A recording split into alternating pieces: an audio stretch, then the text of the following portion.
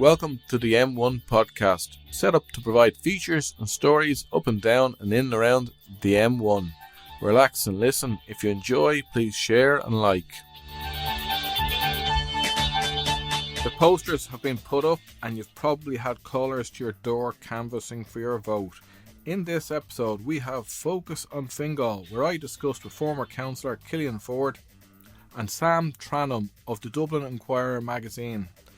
Because the Dublin Inquirer has just produced a voter guide giving an overview of councillors and council seats in Dublin and Fingal. Sam joined us for a discussion about this project, while Killian and I have a focus on 3 wards in Fingal: Swords, Rush, Lusk and Balbriggan wards. We crossed the river to the digital hub, which is the home of the Dublin Inquirer magazine, who kindly hosted us for this discussion. Please bear with us, because while it is a modern sounding place, the digital hub is in an old building with lots of creaks and cracks. It probably should be named the Digital Creek, but nonetheless, bear with us because I think there's much in this episode of value and I hope you enjoy. So Killian, we're here again and we're joined by Sam Tranum from the Dublin Inquirer to talk us through the Dublin Voter Guide that the Dublin Inquirer magazine has just produced. It's a very comprehensive guide to the local elections and all the candidates that are in Fingal and Dublin City Council areas. But it's a few weeks since we last discussed local elections, Killian. Yes. And today we're going to talk about the wards of Swords, Balbriggan and Donabate, Rush, Lusk wards. But I guess I just want to, today, the time we're recording, is the posters have just gone up. Mm-hmm. Last time we were talking about, or you had mentioned that term, show business for ugly people. Yeah, and it's the same. I was looking this morning, there's no lookers on it. Your tastes, I think, are a bit more demanding than mine, because I think there's some pretty good looking candidates actually out there on different polls, but well, I'll leave that to the voters to decide. News around the country in local elections, it's hard for local candidates to get publicity, but there is some candidates who are getting the publicity. 2 Irish Freedom Party candidates possibly losing their freedom. A County Sligo election candidate arrested and charged with causing criminal damage at a house. Mm-hmm. And then the Irish Freedom Party candidate is over in Dublin West in one of the Fingal, I think it's Ongar constituency. He was also charged with a public order offence and possession of a knife. So will you be voting for those people, I wonder? And the Social Democrats candidate in Dunleary, Orly Degani, was dropped. She claims over concerns she raised about anti-Semitism. And that was an issue for UK Labour in recent years, and the party, Social Democrats, say that she was deselected. When she was first elected, her views appeared to align with the party, but then after October 7th, they diverged. That's what the party claims, and there was also a claim that she objected to the Palestinian flag at events. But I've heard from other people that was never an issue. So it's hard to know. And what she says is that she tried to raise concerns about anti-Semitism. And where have we heard all this story before? And she tried to raise it constructively and was then deselected. So hard to know what went on. Do you have any thoughts about that? I have no idea what went on. Yeah. It's suppose not a great look for a German Jewish candidate. I don't care if she's German or Jewish, it's irrelevant. This is the same ploy that was tried with the Labour Party and it's currently tried with the Green Party already. So if there was accusations of anti-Semitism, she needs to make that clear what those specific incidents of anti-Semitism is, rather than just throwing it out based on her religion rather than her political beliefs. If people objected to her positioning in regards to Israel, that's 100% legitimate that she was deselected, given the Social Democrats' policy. But if it's anti-Semitism, she needs to come out and actually specifically say what was the incident of anti-Semitism. Could there be an issue, say, for people of Jewish background feeling that they are accountable, that people figure, oh, you're Jewish, what do you think about Israel? Like, being, I think the problem is that the onus would be on the Jewish person to and I think that's not correct, but I think that would be the case. Yeah. But this is a woman who's also served in the IDF. Her husband's been in the IDF, so it's completely legitimate to ask and inquire what is their position in regards to Israeli domestic and foreign policy. So I have no problem at all with it. Yeah. That she's been deselected, and you have So- to be a team player and suck it yeah. up. So she's standing as an independent candidate in the parties. They have selected somebody else to stand in her place. I think there was two candidates anyway. Oh, was there? Yeah. Okay. I think she just was being dropped. I don't know if they've replaced her as with a second candidate. There was definitely two candidates.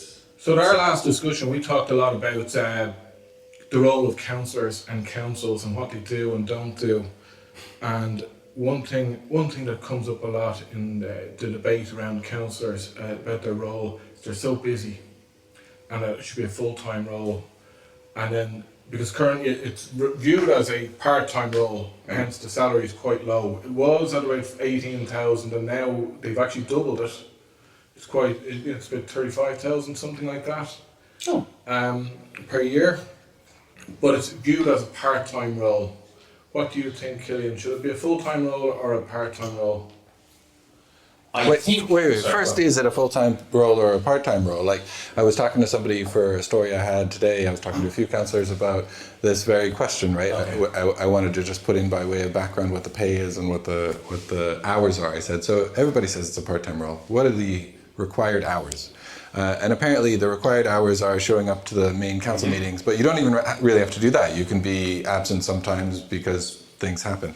So the baseline is near zero. And the top is unlimited. Yeah. Right? And people work kind of whatever their interest is, and also whatever they can fit into the rest of their life. So I don't think there's a way to talk about the job being, I don't think it's fair to say it's part-time. For some people it's full-time, for other people it's part-time, and it's kind of up to the councillor. I mean, yes, I would 100% agree. I remember when I was elected first, and there's a bunch of us who of new first-time councillors, we were told, we were brought into a room and it was like a training session, and the guy said, what's your first responsibility as a councillor? We were all like, to protect our constituents and so on. He goes, no, it's get re-elected. So, and that's completely valid. So it only becomes full-time. As Sam says, your statutory hours are probably in the region of 10 a month, maybe a little bit more. That's attending the council meeting. Attending council meeting and the local area meeting. Yeah. They're the two things and you don't actually even have to attend. You have to attend a certain amount to get paid. A manager isn't going to discipline you for not attending. You can't get fired or anything. So the only reason you end up doing the 40, 50, 60, 70 hours, which some people do, is because you want to get re-elected or you want to be nominated for the TD. And then what you do is you cease to be... Wait, what if you want to make the city better and help your constituents? I think that's really hard. I think you can certainly help your constituents. I'm not sure it's possible to make the city better no matter how hard you work. This becomes like Yes Minister about what the possibility is. Yeah, because what's happened, the role of a councillor is great on paper, but really what it is that it's a stepping stone to bigger political office. And it's also you're a conduit between the council as the executive and the constituents. So you're kind of like a complaints department. And so that's really what you're working on. You're not really working on policy to make things better because there's no votes in that. You're working on doing as much constituency work as possible, getting yellow lines, all the kind of small stuff, but that doesn't have any structural change. And I think the problem is that, and I would be 100% guilty of this, as I was clueless about what power we had, what the Local Government Act said, and I'm talking about years of not knowing. Or even having a strategic sense of how to make the city better, because you're constantly just bouncing from one micro problem to another. One of the interesting things is they say, well, I think we've got to make it full time because it's just too much work, because we have to attract the right people into politics, and people are being discouraged, a lot of people resigning. That's a narrative out there at the moment. But actually, I was speaking to a Sinn Féin councillor there last week, And she said of the 40 councillors that are in Fingal, 39 of them are running again, and the other one is running in Dublin City Council. Do you know, Wow. So the 100%. maybe Fingal's a nicer place to work than Dublin City Council as a councillor, because I had a story today about the numbers of councillors Resigning? Dublin City councillors who are not running again. Okay. And I was specifically looking at the number of women councillors who are not running again. So about a third of the women on the council are not running again, and an eighth of the men. So Wow. clearly there's a Yeah. difference there, and the article goes into talking to a lot of them about why, what informed their choices. That's That's a great point. I mean, I would be firmly of the belief, and it's irrespective of whether you're a councillor, TD, and MEP, that if you want to be the primary carer for your children, whether you're male or female, and let's face reality, mostly it falls on female, you cannot do both jobs effectively. It's impossible. You cannot be the primary carer and an effective political representative because of the nature of the work. Do you know, that's one thing that the people I talk to, the women that I talk to who are not running again said. One person mentioned family responsibilities. Yeah. One person mentioned potential family responsibilities. She might want to have kids in the next 5 years. But mostly people talked about being frustrated with the job. Yeah. Being like, this is extremely frustrating work. This is slow work. You can't get anything done. I spend all my time duplicating, sending on the same representation that a constituent sent to all 6 people in the LEA and to their TD. And I have to send it in to the council and follow it up as well and get them a response, even though everybody else is doing it. Because if I don't, they'll go around saying, you know, this councillor didn't do it. Don't vote for, I'm not voting for that councillor kind of thing. And low pay, long hours, abuse online. Most of the things fell into sort of those categories. One that surprised me a little bit that two of them mentioned was the job has changed so much and there's a lot less camaraderie since all the meetings went online or went hybrid. Oh.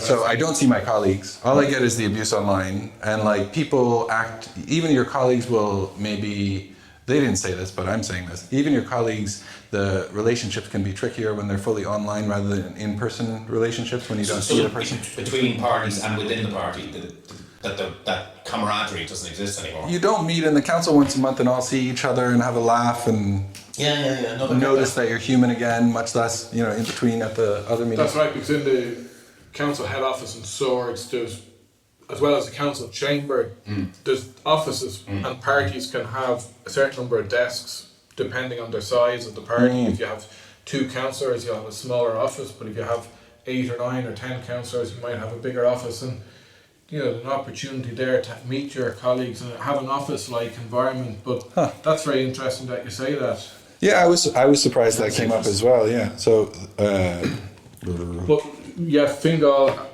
of the 40 councillors, they're all That's a lot going of in. people running again. I'm kind of surprised. I would have thought the dropout would be more significant. But to answer your question about whether it be full-time or part-time, I'm kind of in 2 minds about this. One, I think there would be no harm in, say, Dublin has, is it 62 or 63. 63, right? So say cut the number in half and double the wages, right? Yeah. Okay.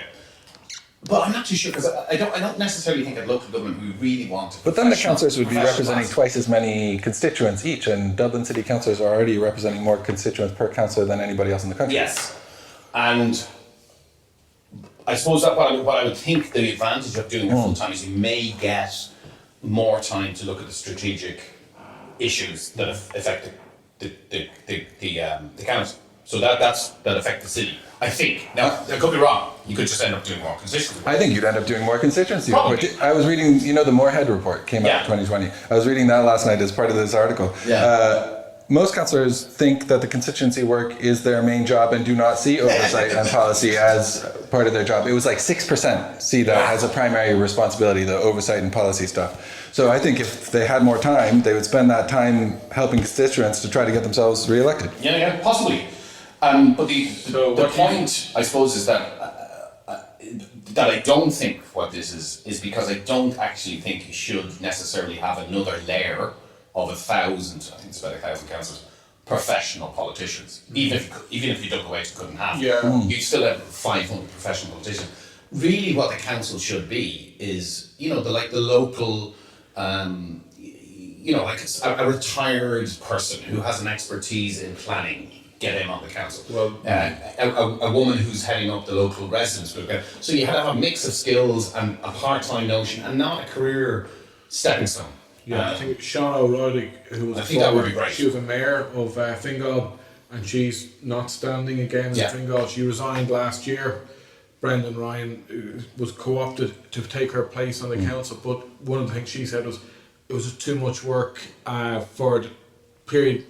So it might suit me when I'm retired. Okay. That's what she was saying. Basically, I think she works as a teacher and it got a busy life otherwise. So then having the council work is just too much.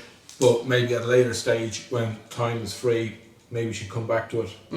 On Dublin City Council, there are a bunch of retired people who are councillors, and they, just like you're describing, there are also already a block of what I would say are professional politicians who are parliamentary assistants in their day job and councillors in their other day job, and they are in politics full time.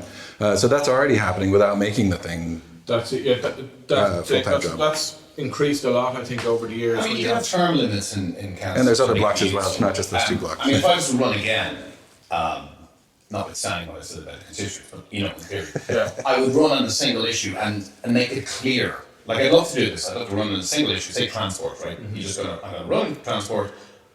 I'm not going to do any consistency work, and I'm going to work solely on transport for the next 5 years. Don't ring me. I won't be in touch. If you could do that, what if I hate bus connect and want to reroute it? What if I hate bus connect and want to reroute it? Can I ring you then? You could get in touch, you know, if you had a single issue and you just were dogged about it, you probably could get strategic change, because the councils in general, they're quite flexible. Yeah. And, you know, I mean, I never found any hostility amongst parties or people. It was like, you know, if you said to your local council, I need you to vote for this, why are you there's a lot of cooperation between the councils. It's definitely a them and us, like them being the management and us being the ones who were elected. One of the things I think, and some of the party political stuff, most of the one of the things I think political about the role, whether it should be full time or not, and there's a lot of debate about, we need directly elected mayors. I think these are superfluous to the reality of what local government should be.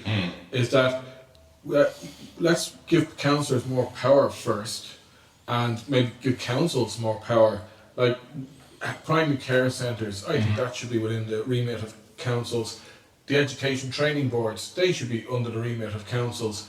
An element of police, you know, you see in the UK, police crime commissioners, and policing is quite democratically accountable in a lot of European countries.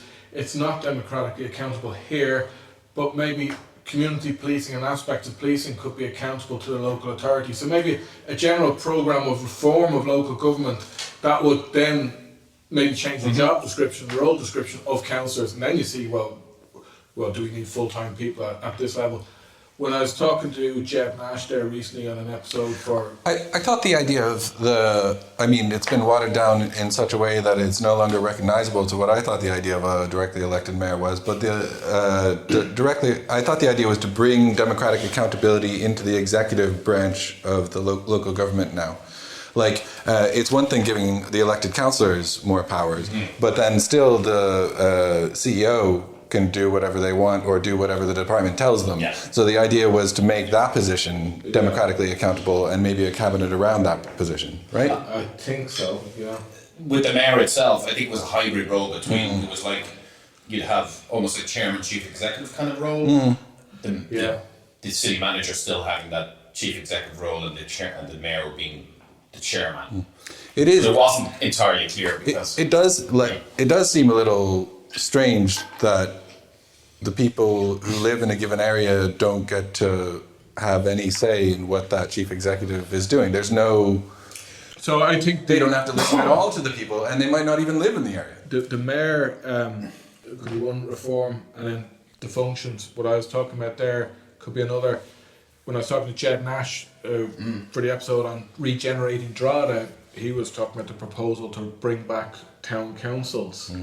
And I think there's a case for that. I didn't rate the role of town councillors back when they existed, because they're mostly just talking shops, and also there was Tiny budgets. and they were a kind of a legacy of British rule, weren't they? Like, because why did Balbriggan have a town council and Skerries didn't, or the Swords didn't? So I think, but I think the barrier to entry for councillors, if you want to get elected, you need well over 1,000 votes. It's quite a lot to get for a first-time candidate, and we have 39 existing councillors that are going to run for council again.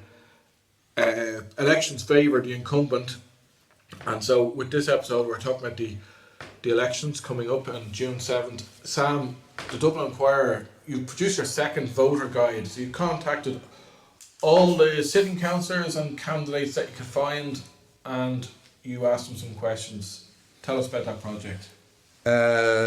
Well, we stole the idea of this project entirely from a NYU journalism professor named Jay Rosen, who's been talking about this for years and years and calling it a citizen's agenda. But we call it a voter guide because, of course, it's not only citizens who can vote in local elections here. And the idea is that politicians always get a chance to very often get a chance to frame the issues that they want to talk about, and the media writes that down. And his idea is to flip that on its head if the media want to stay relevant and ask people what they want to hear about, ask voters what they want to hear about, and then go make politicians address those issues.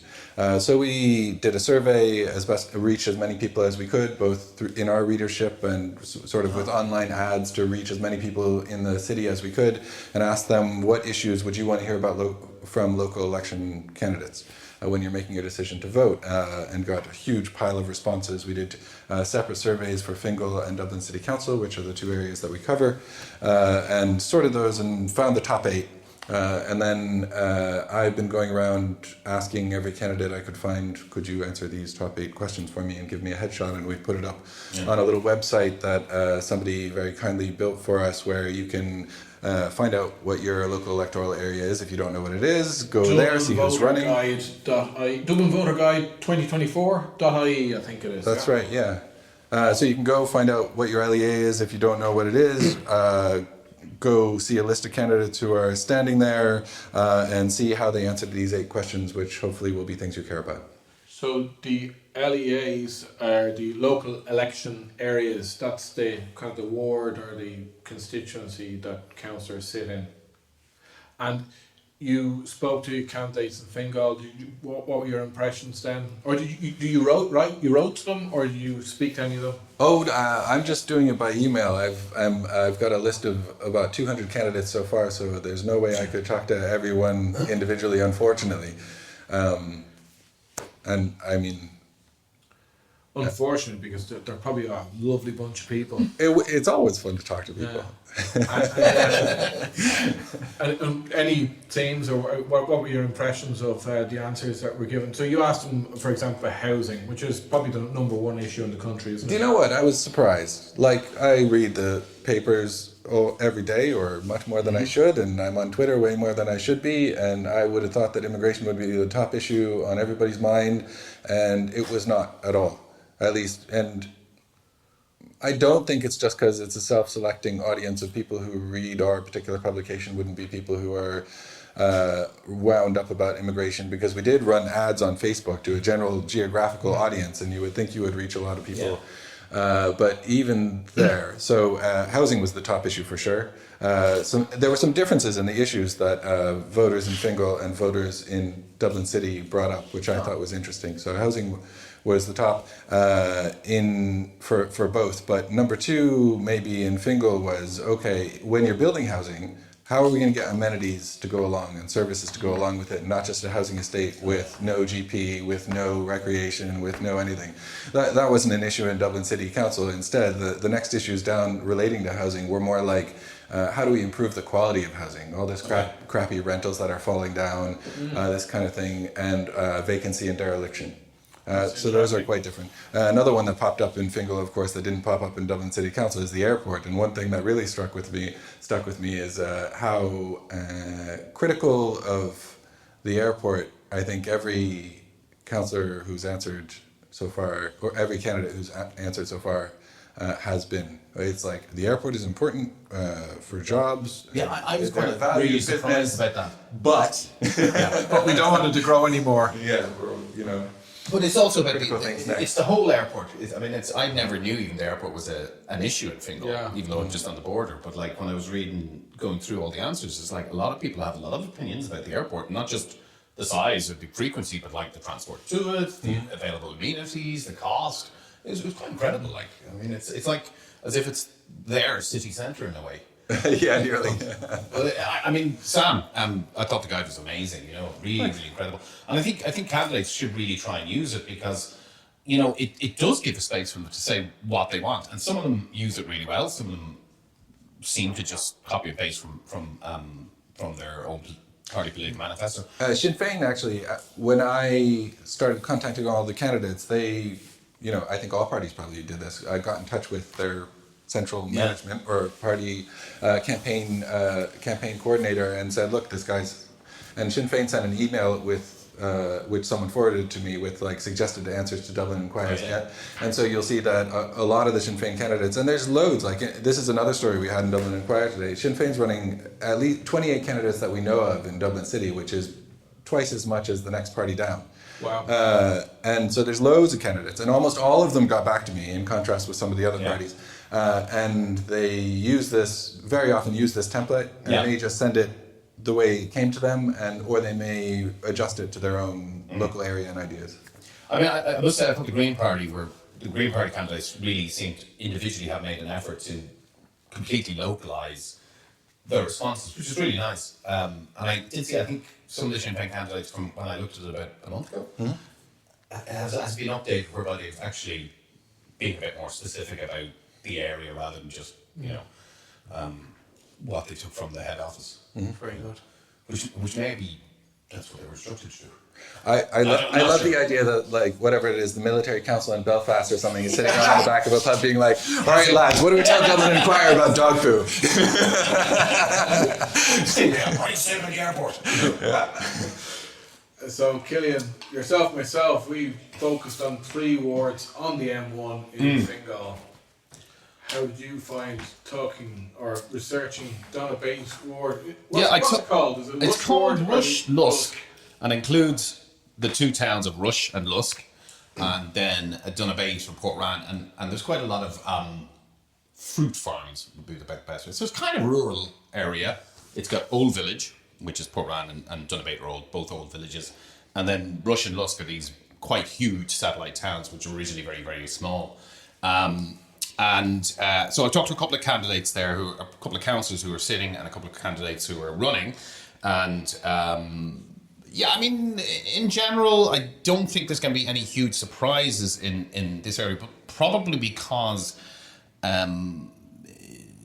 like for instance, in Donabate and Portran, you had Labour and Fianna Fáil who were very, very strong the last time. And even when they take a little hit, they're still going to probably end up with the same amount of seats.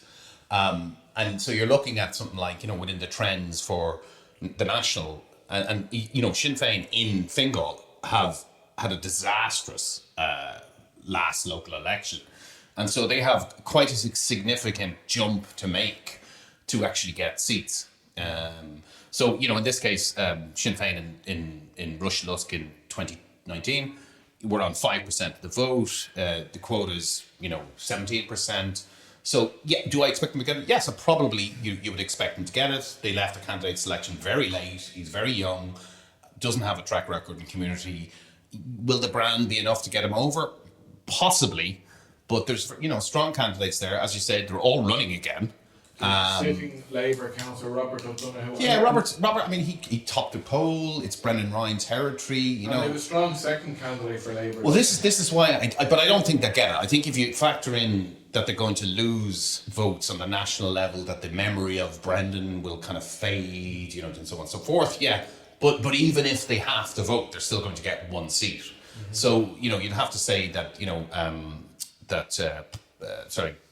Robert is going to retain his seat. I don't think they'll get second seat, and I think the Social Democrats will probably will keep the seat, Paul Mulvill, and then you have this quite strong independent who was former Fine Gael. He resigned in 2014. A guy called Cathal Boland, who's from the famous Fine Gael Boland family. I'm not too sure how old he is, but he's definitely would qualify for a bus pass, put it that way. He's running again, and there is a kind of a lovely Irish tradition of sticking with the guy who's been at the council for 40 years. I mean, this guy's nearly 50 years since he first got elected. He retired and then has come back again. Carl Boland's 50 years in the council. From the first time he got elected was nearly 50 years ago. Wow. You see, I met him before. He didn't seem that old. I think his hair is still brown or kind of grey. Yeah, no, I think he's. I don't know, but I mean, yeah. I mean, he retired. Yeah, he's around for a while. Yeah. Okay. So you'd expect him to keep a seat. Yeah. You'd expect one Labour. You'd expect at least one Fianna Fáil, if not two Fianna Fáil still there. There's very strong candidates there. There's a guy called Adrian Hench is the mayor. Yeah. And who's the second Fianna Fáil candidate? Brian Dennehy. He's based in Rush, isn't he? Yeah, and they split it well. And the Henshys come from a very long established family. He's very well got. He used to live in Portran.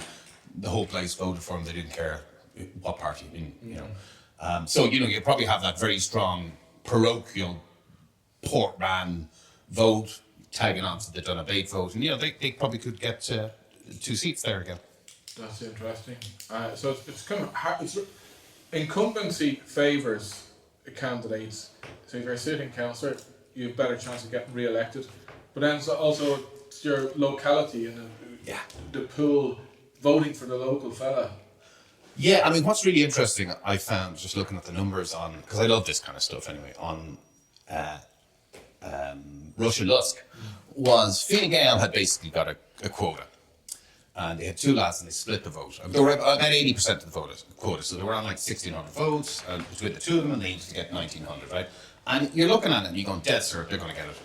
And the guy gets eliminated, one of them, and he transfers it about 20%. I mean, that is just like preposterous. From Fine Gael to Fine Gael, he transfers about 20%. And I looked into it and I was like, where's this guy live? And of course, he lives on the other end of the constituency because people vote in local elections very locally. I mean, I remember the 2 times I ran, you could literally get a compass, put the point of my car on my house and draw concentric circles around it, and it went from 40% to 20% to 10% to 0. So if you're running a campaign, canvass your own estate, the estate next to you, the estate next to that. And was it closest to you that was least likely to vote for you?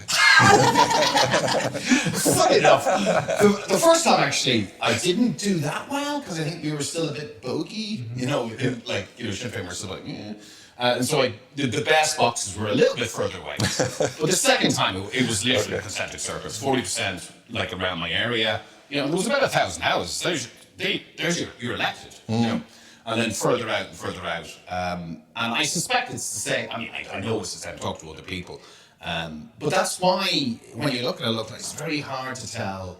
When the first count comes out, you're like, wow. Like for instance, in Swords, the Sinn Féin candidate. I mean, here's an example, right? So you have 2 Fianna Fáil guys, Fine Gael guys, running in Rush and Lusk, and they basically got a quota between them. It's a sure bet there's going to be a Fine Gael seat, and they transferred appallingly. The opposite happened in 2019 with Sinn Féin. They ran 2 candidates, both of them got 3%. Right, and you're thinking, okay, there's 7 seats, but you still need to get 12%. You're thinking, there's no way they're going to get it. They literally transferred from one to another at about 90%. That's an astonishing level of transfers. So, and again, so you can't even read that much into. There's no rule in a way, Just would you say that Sinn Féin brand loyalty is a bit more powerful than? Well, it definitely was. Yeah. Whether it's still, and I think that fades with mainstreaming. So in Swords, Sinn Féin are standing 3 candidates. Yeah.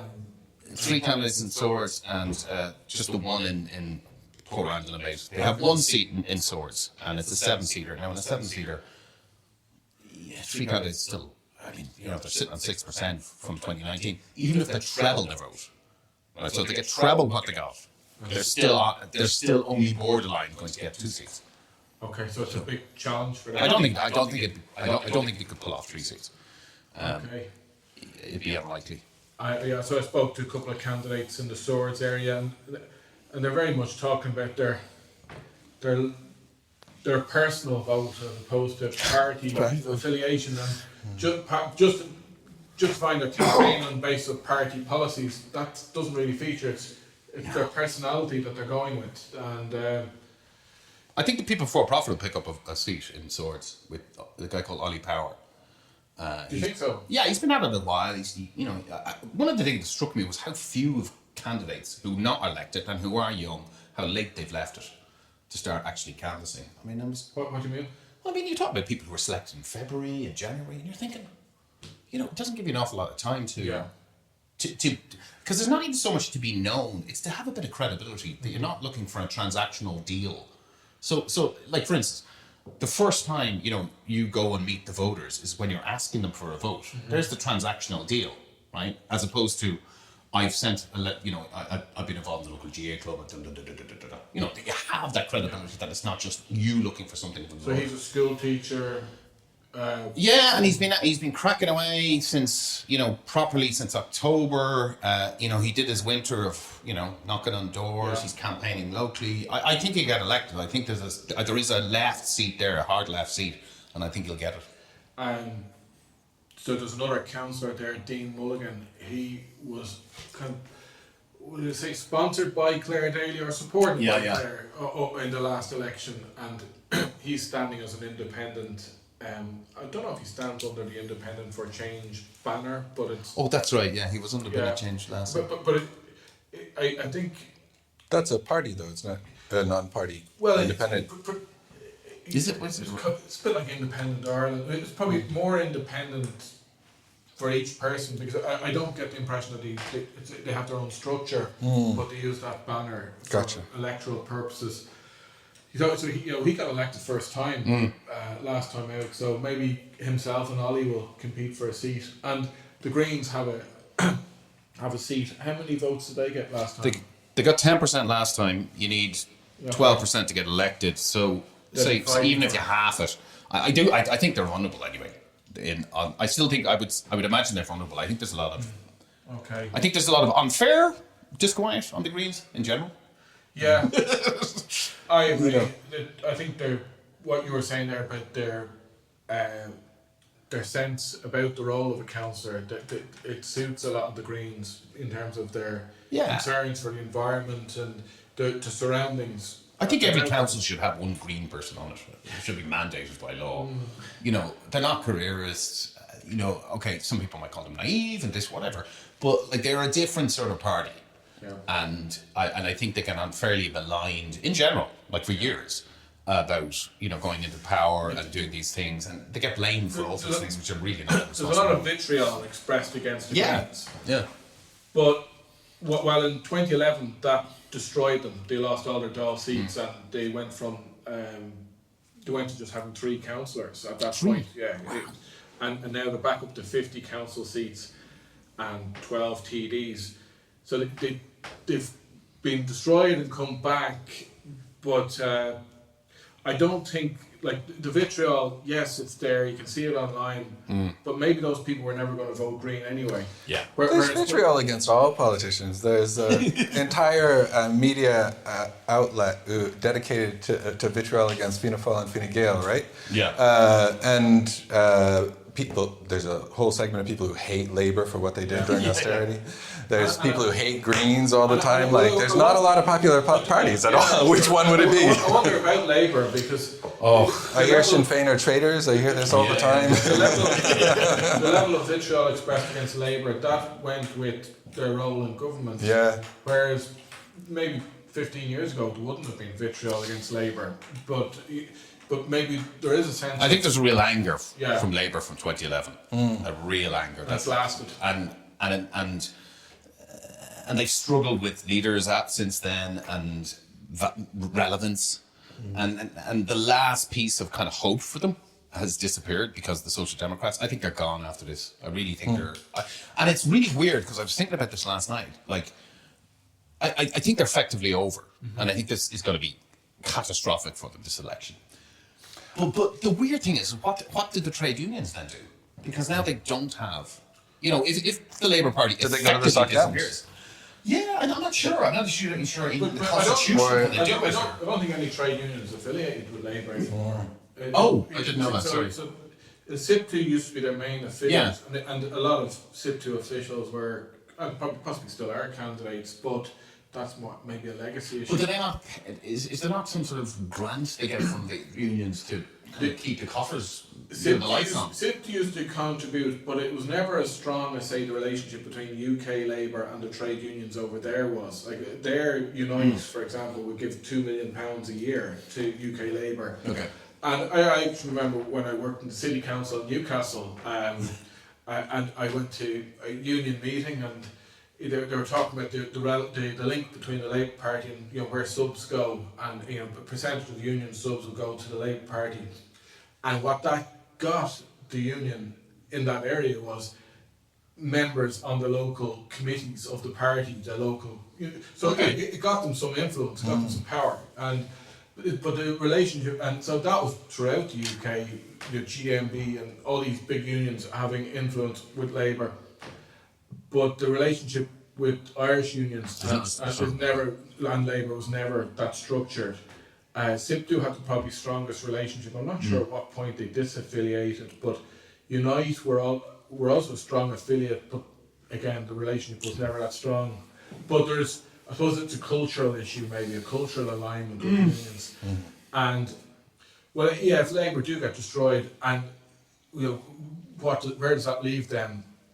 Because up to now, the discussion in media and with Labour have been, well, Social Democrats and Labour were kind of the same party. Why don't we just merge, or why don't they just merge? And Social Democrats keep on rejecting that proposition. What will happen after this? I was doing a story about the campaign in Dublin City Council to remunicipalize, and Fingal, I think, to remunicipalize the bin companies. So this is ongoing, and I was talking to somebody in the industry, and they were saying, do you know what this is really about?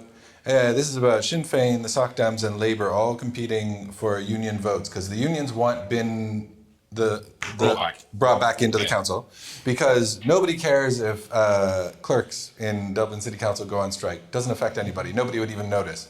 But if they still collected the bins and they wanted to go on strike, and everybody would notice. Everybody would notice. That would be actual union power. So this is what the unions want, and the reason that councillors are pushing for it is Sinn Féin and Soc Dems and Labour all want those union connections.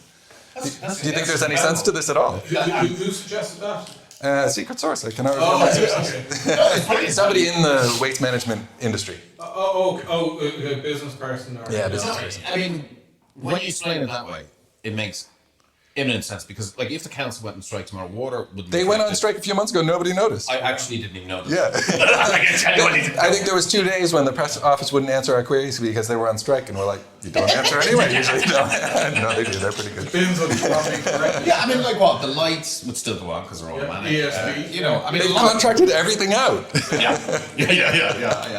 That's incredible. But I mean, aside from my death now, in fairness, in North Dublin, where we're talking about particularly here, they have been traditionally very strong. They may not lose the seats here, but I think they're not. I can't see them anywhere in the country picking up seats. Ivana Japacic as a leader has been underwhelming, to say the least. I can wonder. She's done as well as any of the 6 last Labour leaders, or however many there have been in the turnover. What's that you're saying?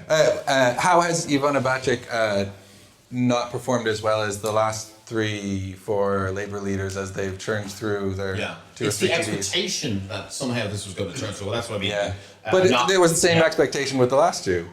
Was there? Well, Alan Kelly was there for a year, and they got rid of him for no reason. Yeah, you forgot about him. I don't know what the reason was for getting rid of him. I know some people don't like him, but he was the leader.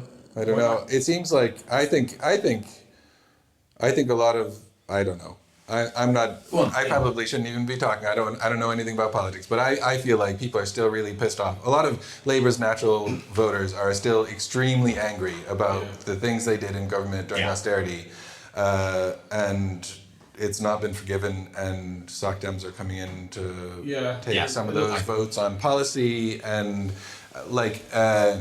in the story I wrote about today about the councillors who aren't standing again, somebody pointed out to me that of all the Labour councillors elected in this current Dublin City Council, only 1 is standing again. One out of, I think, 8. One Labour something like that. So immediately 2 went to the Shannon, I think. Okay. So there's 2 out, and then there's some retirements, Okay. and then there's some people who aren't standing. Like when there, I think I said there's 10 women councillors who aren't standing, and I think 4 or 5, like nearly half of those are Labour alone. Yeah. So That's how that Labour indicates to me leads. something's going on with the party, and it's not good, right? No. Yeah. The Balbriggan ward, which is where I live, Yes, tell us about the Balbriggan ward, Gareth. we have 3 councillors based over in the Skerry side and with 2 in the Balbriggan side. I spoke to some sitting councillors and some candidates like yourself, and we have some leaflets here actually. This one from Tom O'Leary. He's a sitting councillor for Fine Gael, and when you look at it, I noticed a lot of established councillors. And when I say established councillors, I mean from mainstream parties, like whether it's Labour, Fine Gael, or Fianna Fáil, or whatever. They can re-announce the government's or the council's own work, but not not saying I did this. Like, with councillors, they do that because they don't have the power. Like whereas if you talk, I remember. When John O'Donoghue lost the seat in 2011, he talked about, I built this community centre, I built this swimming pool with this fantastic, why am I losing my seat? This in 2011 when Fianna Fáil were being destroyed. Yeah. And then we were talking about Alan Kelly there a moment ago. Someone was telling me that he would go and visit certain football clubs and he built, I built this, I built that, I built that. And it was like, signing off on grant applications as a minister, but therefore I did this, whereas Tom O'Leary here is announcing €96 million of funding and capital construction projects for Balbriggan area. 96 million. It's about a fifth of Fingal's budget that Tom personally has. It's more than, yeah. It's the budget's about 300 or 400 million, so 96 million is.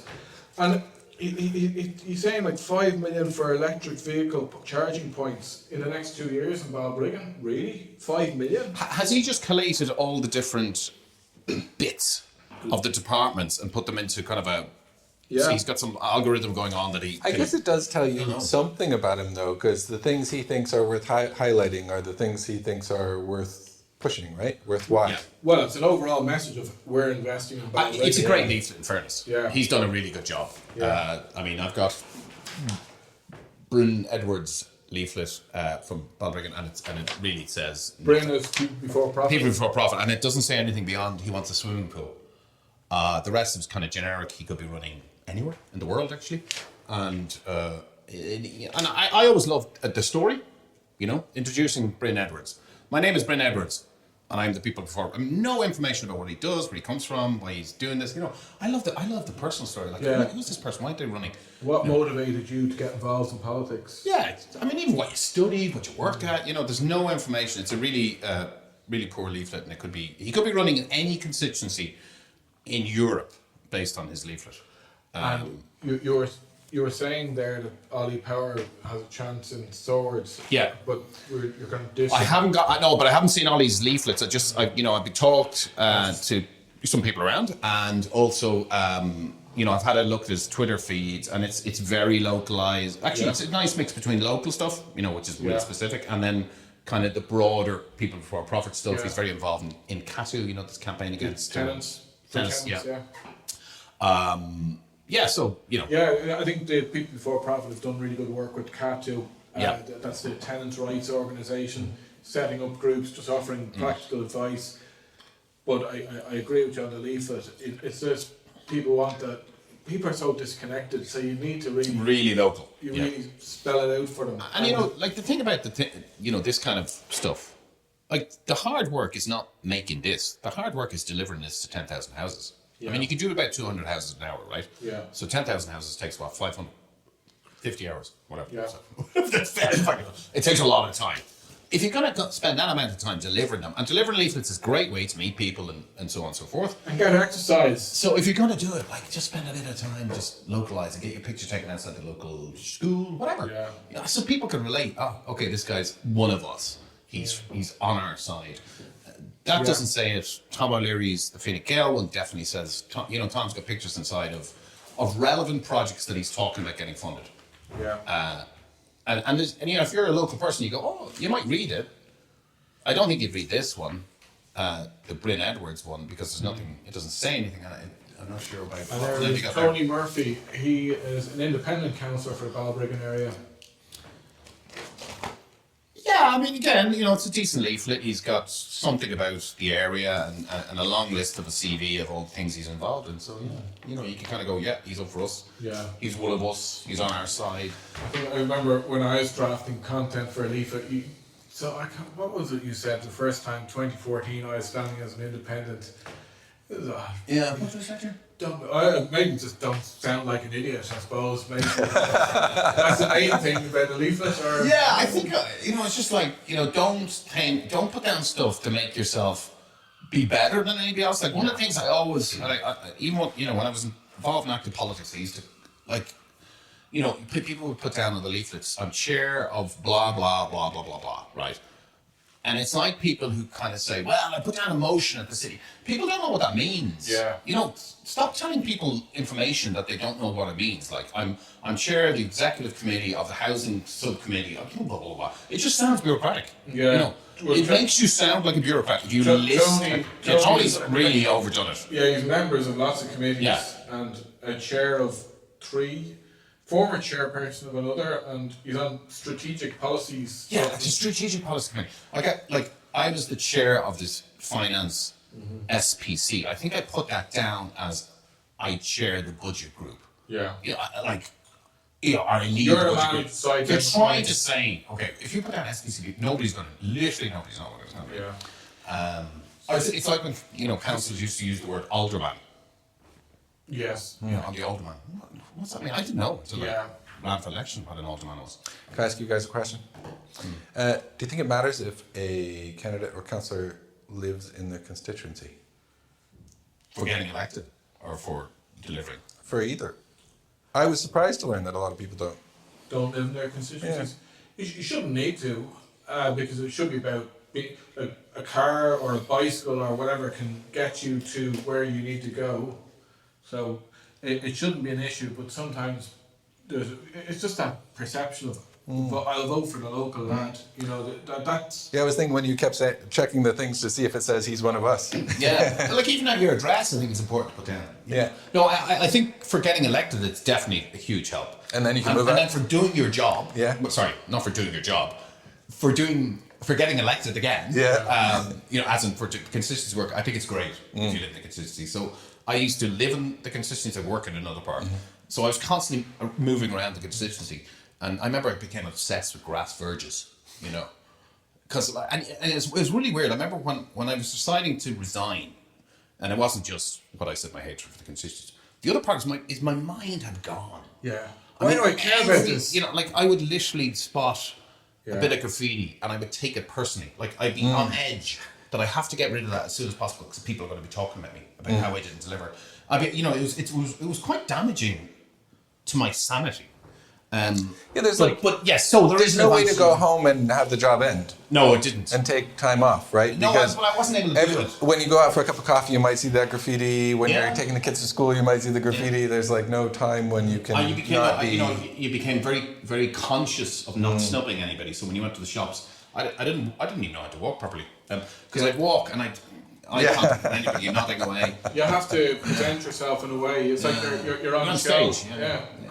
Sounds like a nightmare. Show business. Let's do the far right, will we? Well, I want to hear people's opinion. I suppose the last thing I'd say about Balbriggan is, well, I don't think we do have a far right candidate in Balbriggan. Do you? No, we don't. No, I couldn't find any. No, I think, but so Sinn Féin are standing 2 candidates, and you suggesting they're far right? They were just disappointed to lose their seat last time. Malachy Quinn and Anne-Marie Brady are their 2 candidates. Yeah.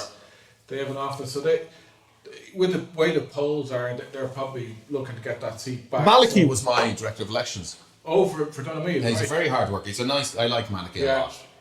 He's solid. I think. Vote Mal. Hey. People were shocked that he lost the seat last time.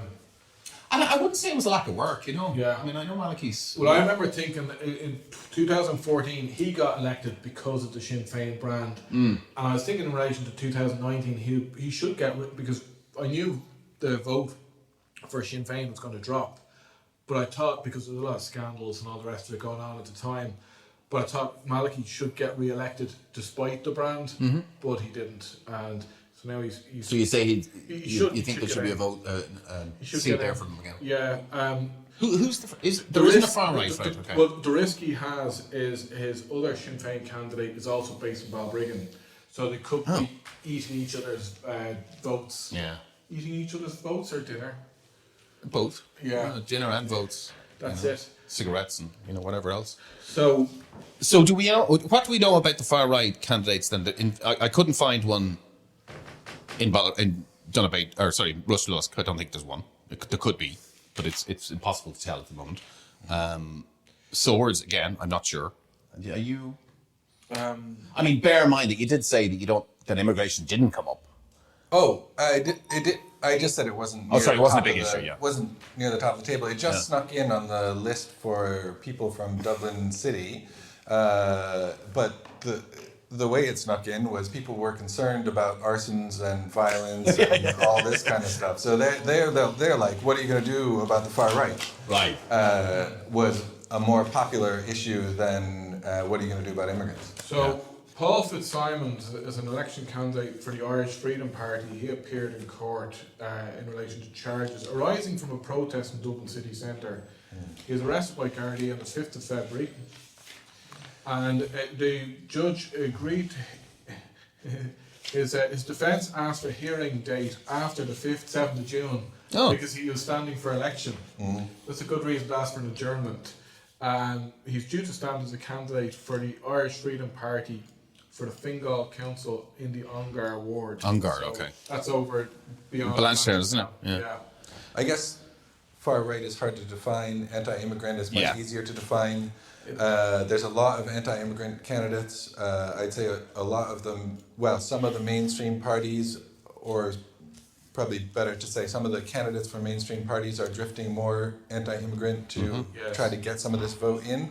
I think there's a lot of votes in it. I think a lot of people are concerned citizens or racists or hate people or whatever it is, some of the other. And I just wonder how many seats they're going to get, because there's so many tiny little fractured parties plus the mainstream parties all competing for the anti-immigrant vote. That leaflet I sent you from the Sinn Féin candidate. Oh, yeah. Anne-Marie, so that reference to immigration, I've seen that in other Sinn Féin candidates, so that looks like party messaging. It is party messaging. No more open borders or whatever. There are no open borders. Let me tell you, I'm an immigrant. It was fucking hard to get here. It was hard. Yeah, I mean, I think their policy has always been something around the managed. It was never an issue. But there was a policy there that was like, I mean, nobody's open borders. You're right.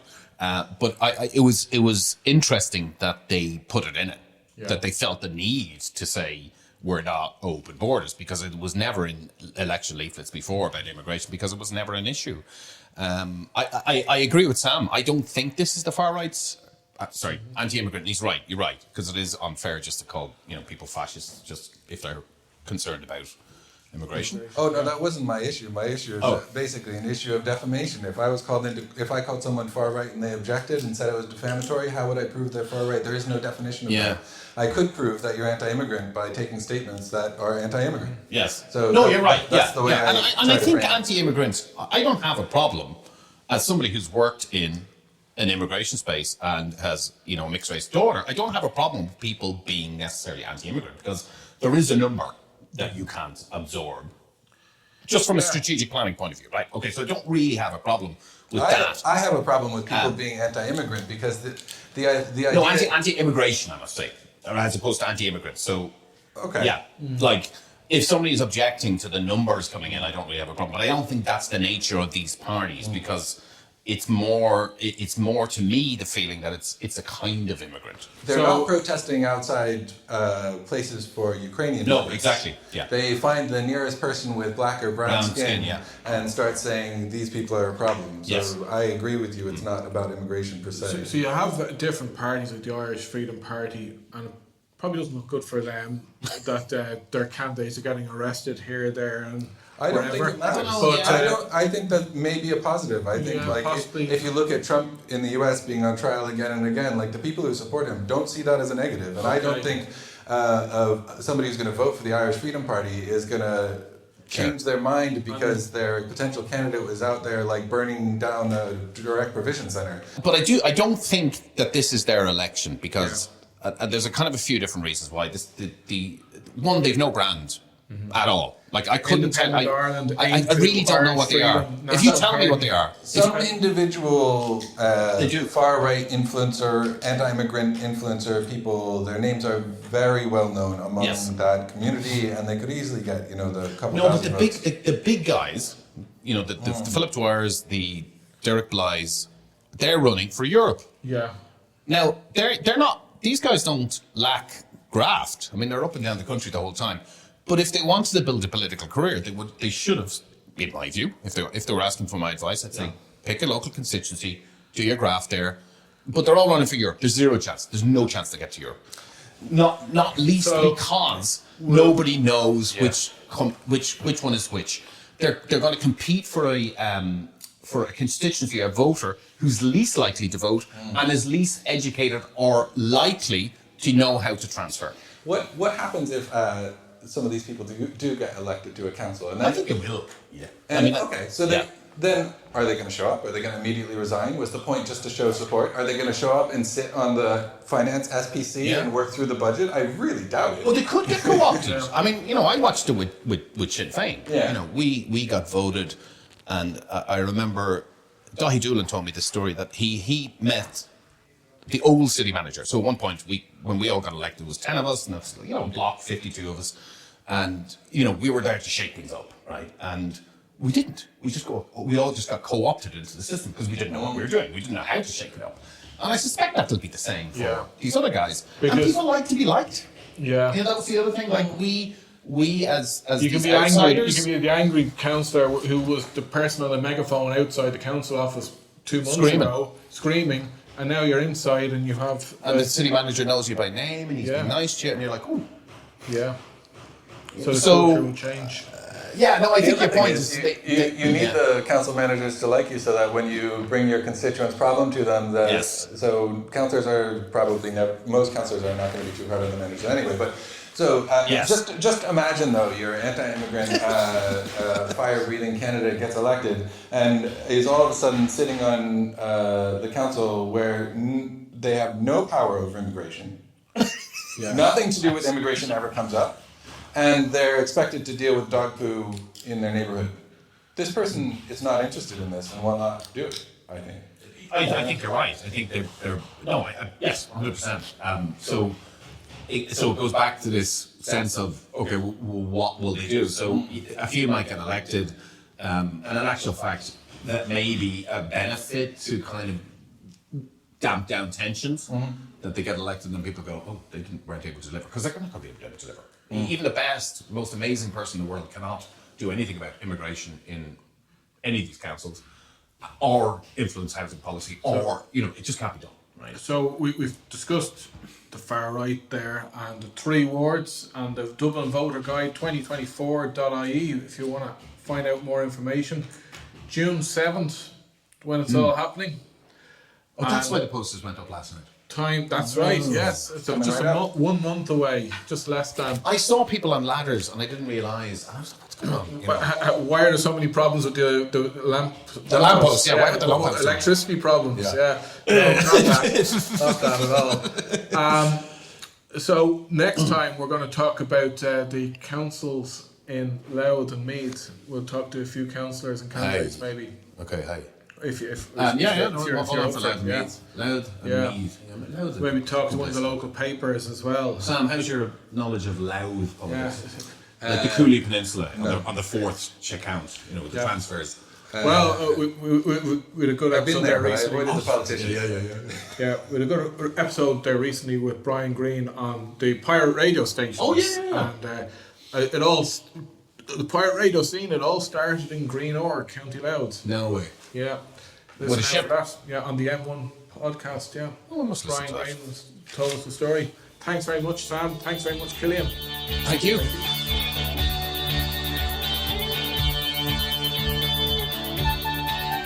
I hope you enjoyed that. Please do check out the Dublin Inquirer for their guide, which is at Dublin Voter Guide 2024.ie for all their information about the upcoming elections. Have a look at their website and get yourself a subscription for as little as €6 a month and keep up to date with all their news on Fingal. It's a great publication and I was delighted with their involvement here.